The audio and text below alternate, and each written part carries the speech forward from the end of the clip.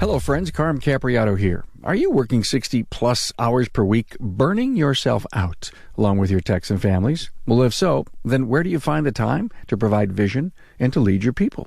Obviously, no time to learn new things and interact with your peers. Now, this and more in this session with Justin Allen. What I would like the industry to understand, our life is becoming more and more about what is the experience that we're having. Your customers, their experience is what's going to get fed out all over the internet, right? Whether it's Google reviews or it's Facebook things or an Instagram photo of the front of your shop, whatever it is, the experience that they're having is what is so important.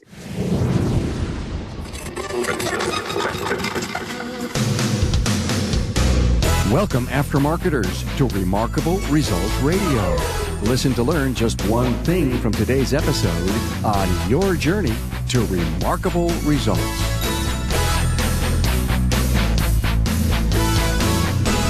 Hey, Carm Capriato friends. Hey, I want to take just 10 seconds to thank Napa for sponsoring Remarkable Results Radio. And I want to thank them for having faith in the content we provide, and they sure help put food on the table. Now, it goes without saying that I'm proud to partner with Napa Auto Care and the 2020 Napa Expo. Join Napa, including suppliers, industry experts, and your industry colleagues in Las Vegas, April 6th through 9th, 2020.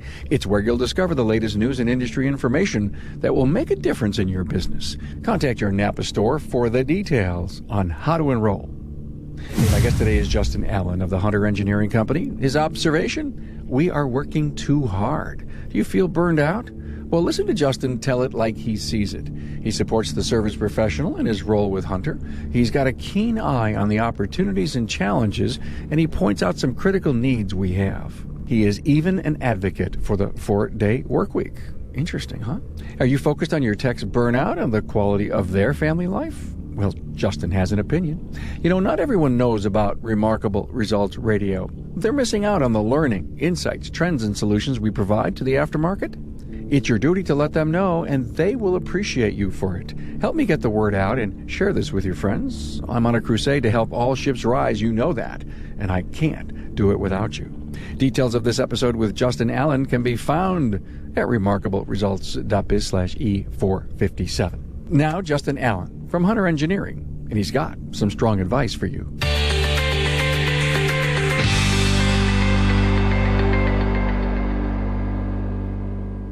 Hey, a warm welcome to Justin Allen from Hunter Engineering. How you doing, Justin? Doing great, Carm. Thank you so much for bringing me out today. I would have to say that you are our first product specialist. Well, that is an honor. You're from a company that provides, great products for our industry. We got to have your stuff. Sure, thank you. What I find interesting, and I want our service professional out there to know, is that, in my opinion, not just another ordinary person that just goes out there and stops and checks the box and say, hey, I called on Joe's service the other day and he was busy, so I wished him well and I left and I went down the road. And when I had a chance to meet you and understand you, you are one hell of a passionate guy. And it just doesn't seem to me that you're just the ordinary outside sales rep. So why did I say that? What makes you unique and different and such a giver in the industry? Well, first, I come from a long line of givers, but I think that the root of who I am and what I personally bring to the table is simply a love of humans. We all are going through the same experience every day. We all want a sandwich. We all want somewhere comfortable to sit at the end of the workday. We all don't want to injure ourselves. So no matter what field a person is in, that's what I think I love about it, is that we all have these same common goals, So I love humans. I love the human experience and watching how that can play out in the automotive industry specifically. Take me inside the sales call. I have to say that I'm semi-familiar with what you do, having been in the distribution my whole life. When you walk in to visit a client, someone, be it a prospect or someone that currently has your equipment, do you find that they're just working too hard, their heads down, they're either in their smartphone, they're on their tablet, they're under the hood, they're in their computer? Are we working too hard? I'm a big advocate for a very European-style 4-day work week, first of all. And nap at 2:00, I bet. Yeah, well, sure. Let's fit it in there. As a very industrious segment of American society, are we working too hard? Are we setting expectations that are way off the charts in terms of not only what we can actually physically accomplish, but also what our customers expect of us? Yeah, I would have to say we probably are working a little bit too hard, but the demand is there. The opportunity as a business owner to grow a business, to employ more people, to take it to the next level is all there. How do we temper that with the reality of burning ourselves out, burning out our families that feel neglected, burning out our technicians? So when you ask me, are we working too hard? That's tricky, especially in an industry where now there's greater demand for technicians. We can't keep up with that. So the people that are in the house, keeping them happy and making sure that we're doing what we got to do, it's tremendous what I see. And I'm all over Western North Carolina. Every shop I go in, it's kind of that same story. What are you taking away from them? Somebody says, hey, I've been killing myself. I just found some balance. I found some harmony. What are you hearing? I don't hear much of that, unfortunately. You asked, are we working too hard? Are we getting in there? What I find with shop owners is most of them are working 60 plus hours a week. They've got their nose to the grindstone all day long, and they're not really able to interact with other shop owners or see what's going on in other shops very well, because their focus every day is keeping the lights on and keeping the employees happy. So what I try to do is to shine some light on what other people are doing. What are some efficiencies they can maybe put into their systems just based on what we see as best practices out in the field? But you're doing what I believe every great salesperson that calls on shop owners should be doing today. Some are worried about selling equipment, some are worried about selling parts, and some are worrying about the greatest, latest, bestest deal in the world. But it sounds to me like you're saying, hey, let me toss you an idea on how to be better at it. And like you say, eventually maybe get them floating above water. Right. And that's because I have an interesting perspective. By contrast to those shop owners that only see their four walls or drive a customer home or whatever, I mean, I'm in all of them. I've got in excess of 200 shops, probably closer to 300 shops that I try to interact with. And so I am able to see that a little bit differently for those guys, Are they receptive to the technology changes that are out there, and especially how the tech is coming inside of all the equipment that we use today?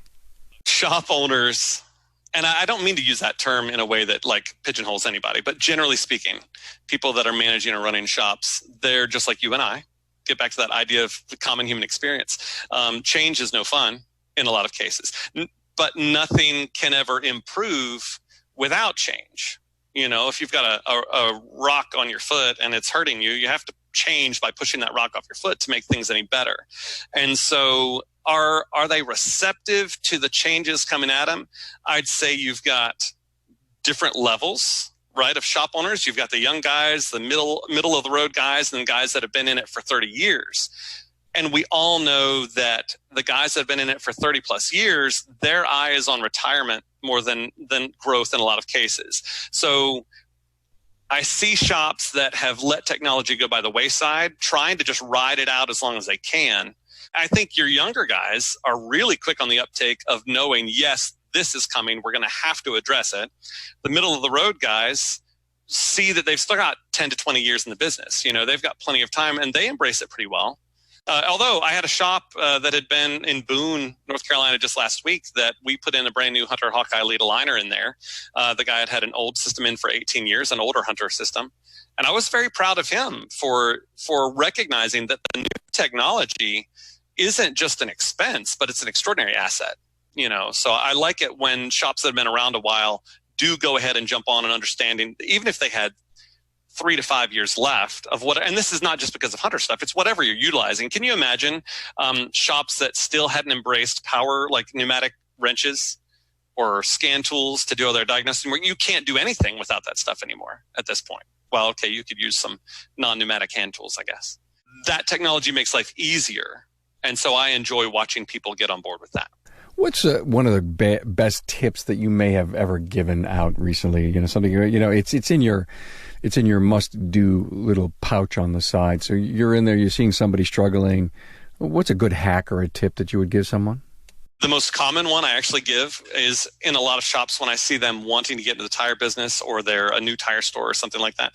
My focus is on marketing, ultimately helping people market whatever they bring to the table, whatever it is that they do special. But the most common tip I give out actually is to set some old used tires down by the road. And I know that doesn't sound glamorous or sexy, but that seems to be the simplest free marketing that anybody can ever do. If you want to sell some tires, put some tires down by the street, because people are going to come by and be asking you for tires or patching tires before you know it, giving you an opportunity to build a relationship. The visual signal that I'm in the tire business. That's all it takes. It doesn't cost you any money. And you're telling me they need to be old? Oh, sure. Well, you put used tires down by the road because you're not worried about someone taking one. I see. So you could put new ones out there as well if you want to haul the cart in and out every day. That's fine. If the city will let you do that. Yeah, years ago, we used to have that, dozen tire rack that we pulled in and out of the bays all the time. And oh, yeah. Yeah, I did that too. That was fun. Yeah, put it perpendicular to the space between the bays. Remember that? Right, absolutely. Hi, Carm here, and I want to talk to you about the Napa Auto Care Center program for health insurance. We've all heard the reports about the rising cost of health insurance, but you'll be happy to know I'm here with really good news. The Napa Insurance Center is now offering the Napa National Health Program, and it's saving Napa Auto Care Centers and their employees money, lots of money. In fact, in the first 90 days following the launch of the program, Napa stores and auto care centers and their employees saved over $2.7 million. That's all thanks to the Napa Insurance Center's partnership with United Healthcare. It gives auto care centers access to the national large group rates on medical insurance with premiums discounted up to 30%. Now, these rates are based on the collective purchasing potential of 22,500 Napa locations, including both Napa Auto Parts stores and Napa Auto Care Centers. And listen to this. The news just keeps getting better. You can choose from 4 excellent United Healthcare medical plans with varying levels of coverage and deductibles to meet a range of needs. All plans are PPOs, preferred provider organizations, with comprehensive coverage. Because of the Napa Insurance Center's partnership with Aflac, you can have access to supplemental insurance benefits, including disability, accident, hospital, and more, all at a Napa-only discount, up to 35%. The Napa Benefits Center can help you with other group benefits too, including group life insurance, retirement, HSAs, and more. Napa's National Health Benefit Program is just one of the many reasons to become part of the Napa Auto Care family, the largest network of independent automotive repair shops in the country. Talk to your servicing Napa store. For more detailed information about the Napa National Health Program, visit the Napa Benefits Center at www.napabenefitscenter.com or call the Napa Benefits Center at 844-627-2123. So when you came into the industry, were you just like naturally seasoned? Did you have to be trained by someone? Where'd you get your moxie here? The love of humans is just the family I come from. As far as the automotive experience, I mean, I started out at a Ford dealership. And I worked, I sold some cars and I sold some parts and I wrote some service and then I managed a quick lane. And aside from growing up turning my own wrenches in all of our own cars over the years, because we were just raised to do that. If you can do something on your own, you don't need to pay somebody else to do it.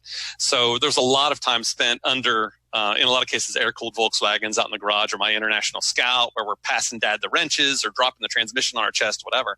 Getting older, as far as my career life, again, it's always been a passion for marketing and how are we going to promote what we bring to the table. At the Ford dealership, that was building a case or making sure that we built a case to show promotional products and Ford hats or whatever, and then managing the quick lane. How are we going to get more people in here? I've always been fascinated with that part of it.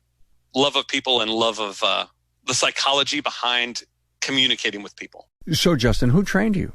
Well, in my professional career with Hunter Engineering Company, as far as this is my first role ever in outside sales, and Hunter, I'm not here, promoting anything one way or the other there, but they take it really seriously. And so back in 2008, when I had the opportunity to come on board with the company in the midst of, by the way, an automotive industry crisis in the United States with everything else, we had 7 weeks of training in-house and in St. Louis at our headquarters, where we touched on not only the technical aspects of the equipment, but also a lot of the understanding of the relationships with customers as well. Were you moved by the training that you got? Or you says, oh, I knew all this. Oh, absolutely moved by it. There are pieces from those 7 weeks of training that I utilize every day. And I usually consciously realize it. Oh, yeah, Rich Dickmeyer taught me that. So you were taught by some great senior people inside of Hunter, and now you're out there pounding on doors, being a quote-unquote sales rep the Justin Allen way. And I guess what I'm trying to do is draw analogies to, what a good sales rep is and what our industry needs to look for. You had mentioned, listen, I want to bring things to help guys run a better business. Yeah, I guess I want to sell them something. Because you're a people guy and you're a giver, you want to help them run a better business. How receptive are they to that? I would say quite receptive in terms of you always establish a relationship. And with shop owners, they see a lot of sales reps coming and going. So, it takes a little bit of while to build that rapport and make sure that they know that you're for real and you're going to be coming back around. My approach to it, and I think this may be relatable, for shop owners, we have all encountered technicians who are flat rate, who are only working for this week's paycheck. Their focus is always, how many hours am I going to squeeze in this week? It doesn't matter. And by the way, I'm not saying these are the best technicians, because they're going to do everything. They're going to do everything they can to this car right now today, as if they will never see it again. That's the way you alluded to this earlier, talking about sales reps who are trying to sell something right now. We got to make a sale. And so I try to approach my end of the business. I've always got the eye for a long-term relationship. I don't care if I sell you anything today. I'm not sure how my manager would like to hear that. I'm not worried about what happens today or this week in most cases. I am looking for how I can help you grow your business and expand your ability to take good care of your customers. Looking for struggle points that you have in your shop today. But so I always walk into a shop with that mentality, not what can I sell you, not what have you not heard about before necessarily, but what can I do to help? Yeah, when I think about buying a piece of equipment, this is a 10-year purchase. I mean, you're not buying your kind of equipment all the time and every day. So once you get that equipment, you're there, he agrees, you do a great job, it's installed, you keep going back to see if the customer is still happy. And is that where that relationship continues to deepen and get better? Oh, absolutely. That's one of the things I try to make clear to people is that I'm not there to push a machine off the back of the truck and wish them good luck, but to make sure that they're using it properly, to make sure that their technicians are comfortable asking questions if they have questions, and to make sure that the equipment is ultimately doing exactly what it's designed to do, which is to make their lives easier, make their shops more productive, and potentially be more profitable as an absolute business, because we got to keep the lights on. Do you help in training new people that come in? Oh, yeah.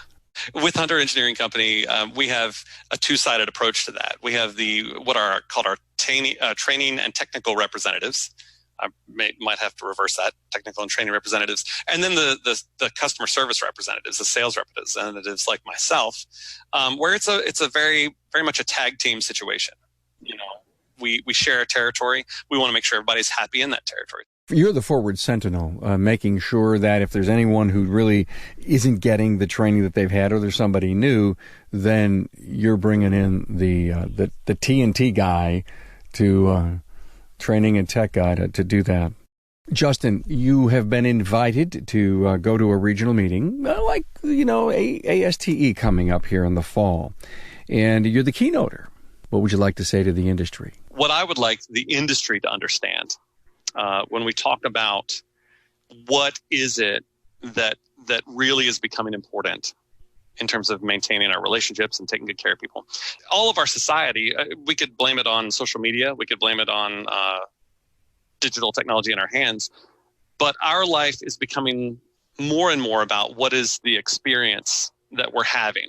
Your customers, their experience is what's going to get fed out all over the internet, right? Whether it's Google reviews or it's Facebook things or an Instagram photo of the front of your shop, whatever it is, the experience that they're having is what is so important. It's no longer about who has the best reputation to be the most technically savvy in town. If you've got a brilliant, amazing fleet of master technicians there, but you have a terrible, smoky, filthy waiting area, if you have a service advisor of some sort who is unpleasant to interact with directly, if you are not embracing technology to communicate with your customers, meaning texting things or whatever, reaching them on their level, you're unfortunately going to be missing the mark. You know, that's what I think is very, very important in our industry today, is to create an experience that's comfortable. And I think the three words that would describe it for me, as far as it's concerned, for people like that, we're looking for comfort, pleasure, and convenience. So how can we make the experience for our customers as comfortable and pleasurable, despite the fact that fixing a car never feels very pleasurable for a customer? How can we make it as pleasurable as possible and certainly as convenient as possible? So do you ever have a chance to say these words to your customers? Do they let you in on that level of philosophy? Oh, yeah. I'm very fortunate to have an amazing customer base that we have. Well, I think we have lots of great conversations. I'm very quick about it because I respect their time to do their job as much as I know I need to do my job. But yeah, we definitely have those conversations. Well, it sure sounds like the people down south have an excellent, excellent hunter rep. Oh, thank you. Thank you. I have a lot of fun doing it. Product specialist, Hunter Engineering, Justin Allen. Thanks for being here. Thank you so much, Carm. Thanks for being on board to listen and learn from the premier automotive aftermarket podcast. Until next time.